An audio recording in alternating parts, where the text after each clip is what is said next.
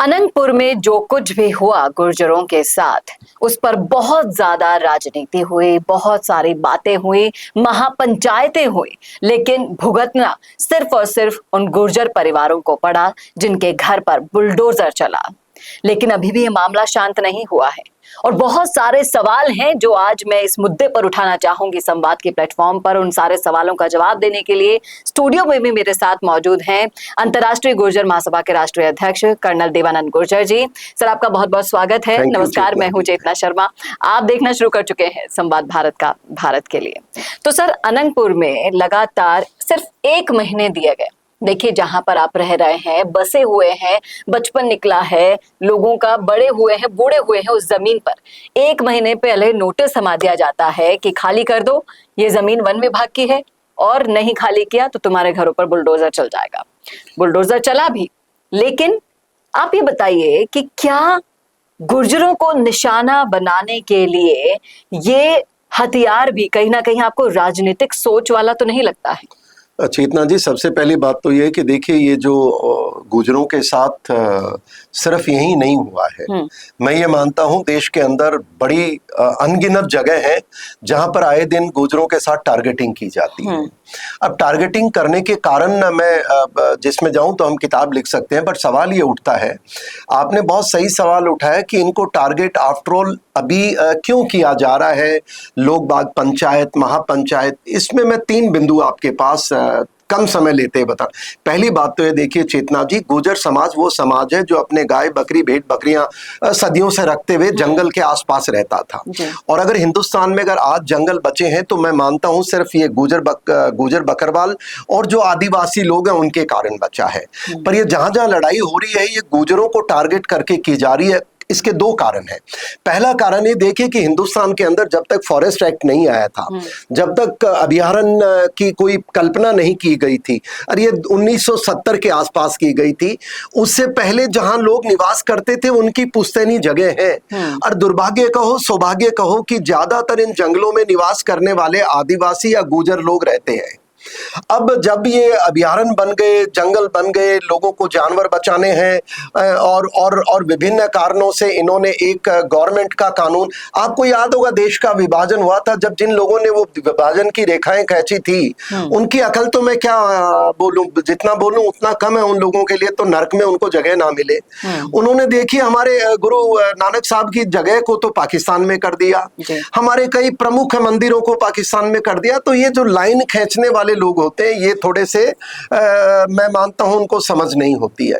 उसी प्रकार जब फॉरेस्ट के अभयारण्यों को निर्धारित किया गया किसी कमेटी द्वारा, किसी तंत्र द्वारा, तो उनमें इतना वो है, क्या बोलते हैं, एरोगेंस, अब हिंदी शब्द आप ढूंढ लीजिएगा, इतना उनमें घमंड है कि वो जो स्थानीय नागरिक है उनसे पूछने की कोशिश भी नहीं करते कि भाई हम ये करने जा रहे हैं। और देखिए 70 के दौर में ना अखबार, ना मोबाइल, ना टीवी, तो कैसे पता लगता। तो गुर्जरों के साथ ये ऐतिहासिक कानून बना करके अन्याय किया गया, और जिसको उस समय राजनीतिक व्यक्तियों ने ध्यान नहीं दिया, सरकारों ने ध्यान नहीं दिया। और देखिए राजनीतिक जो लोग हैं ना चेतना जी, मेरे को दुख होता है, मैं हाथ जोड़ के विनती करता हूं, अरे भाई आपको चुनाव जीतने हैं, आपको आज ख्याल आया कौम का, तो कृपया करें, अब हमारे को बदनाम मत करो कि दुनिया में लोग हमारी समस्या का समाधान भी ना करें। ऐसा ही हुआ सर, ऐसा ही हो रहा है। अलग तरह से पंचायतें हुई, महापंचायतें हुई, कृष्णपाल गुर्जर के खिलाफ राजनीति हुई। ऐसा लगा कि एक धड़ा गुर्जरों का एक धड़ा वहां इकट्ठा हुआ और दूसरे धड़े के खिलाफ वो अपने ही समाज के नेताओं के खिलाफ राजनीति कर रहा है। देखिए, मैं पूरे गुर्जर समाज जानता है कि मैं जब से सेना से सेवा निवृत्त हुआ हूं, इसी मसले को लेकर के वन गुर्जरों के अधिकारों के लिए आवाज उठाता हूं। लड़ाई करने की तो मेरी ताकत भी नहीं है, ना मेरी औकात है। आवाज उठाता हूं। उस आवाज के मद्देनजर मैं आपको बता सकता हूं कि कश्मीर में जो पूर्ण राइट्स हैं वो दिए गए, मामला सरकार और सब मिलते हैं, पर आप टारगेट के खिलाफ अगर राजनीति करेंगे समाधान नहीं होगा चेतना जी उसमें।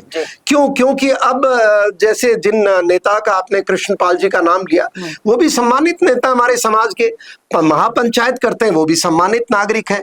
पर एक चीज है कि राजनीति अगर इस वन गुर्जर के अधिकार के लिए होगी तो मैं मानता हूं गुर्जरों को ही नुकसान होगा, क्योंकि आप तो 2 दिन पंचायत करके चले जाएंगे, फोटो खींच लेंगे, अपना वीडियो बना लेंगे और पार्टियों में डाल देंगे। देखो भाई, मैं इतना बड़ा समाज का नेता हूं, पर मेरी हाथ जोड़ के विनती है सब राजनीतिक व्यक्तियों से, वन गुर्जर समस्या बड़ी गंभीर समस्या है।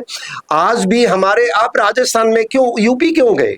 राजस्थान में जाइए, सवाई माधोपुर, जहां पर ये अपना अभयारण्य बना हुआ है, वहां पर मैं पिछले 8 साल, मेरी जितना मैंने कहा ना, मैं तो आवाज उठाने का काम करता हूं और टेक्निकल पॉइंट्स पे करता हूं। मैं फॉरेस्ट वालों से भी कहता हूं, जब ये अधिनियम बन गया तो फॉरेस्ट अधिकारी को कितना दोष दोगे आप? जब ये कानून, अभी अगर राजनीतिक व्यक्ति आप जेन्युइनली इस समस्या का, वन अधिकारों का अगर आप करते हैं, तो फॉरेस्ट राइट एक्ट है गवर्नमेंट का, जो जम्मू कश्मीर में लागू हुआ है, कानून बना है, हर जगह लगे हुए हैं।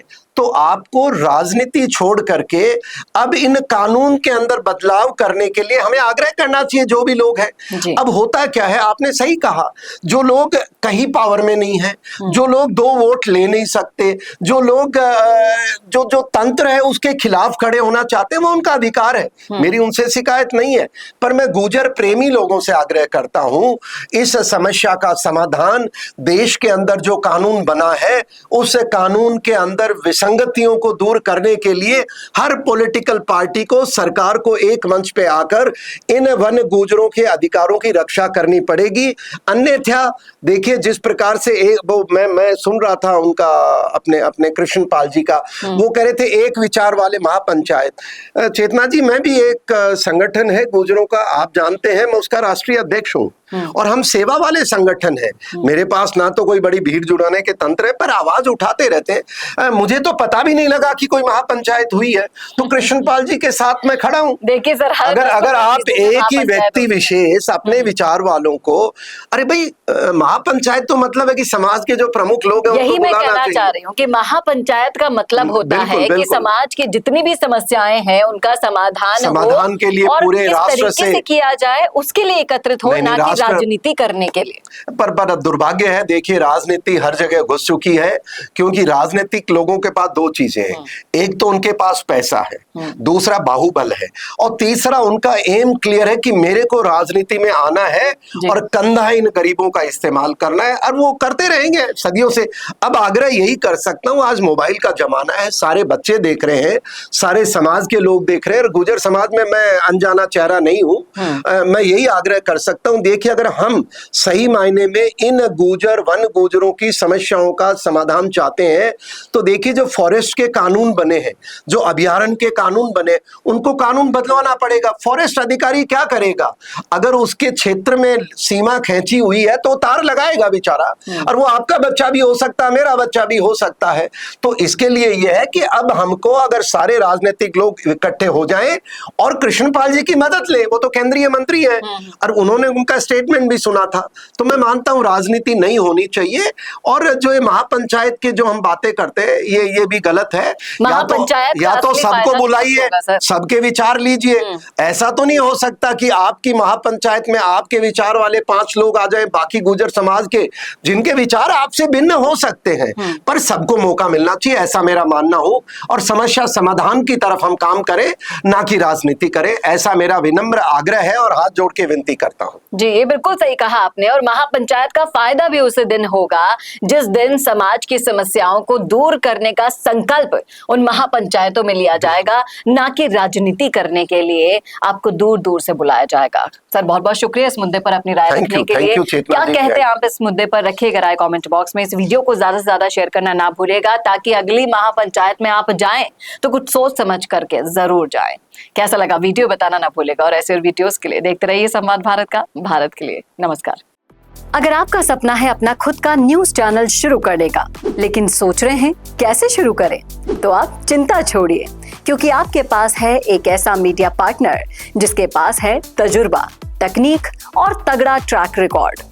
हमारे पास है एक दमदार न्यूज यूट्यूब चैनल, 4.5 लाख से ज्यादा सब्सक्राइबर्स और 8 करोड़ से भी ज्यादा व्यूज, और 15 से 20 साल का न्यूज प्रोडक्शन एक्सपीरियंस। तो आपको चाहिए अपना न्यूज प्लेटफॉर्म, तो मिशी मीडिया सॉल्यूशंस के साथ जुड़िए, जहां मिलेंगे आपको best reporters, high quality camera shoot and edited videos, professional news setup और पॉडकास्ट सेटअप। और हाँ, आपकी पहचान अब पूरे देश तक पहुंचेगी। और तो और हम लाए हैं आपके लिए सिंगल, मंथली और बल्क वीडियो पैकेजेस। तो अब ना होगी किसी एंकर की टेंशन और ना एडिटर हायर करने का झंझट। तो इंतजार किस बात का है? आज ही जुड़िए मिशन मीडिया सॉल्यूशन से और बनाइए अपना खुद का न्यूज ब्रांड। अधिक जानकारी के लिए अभी कॉल करें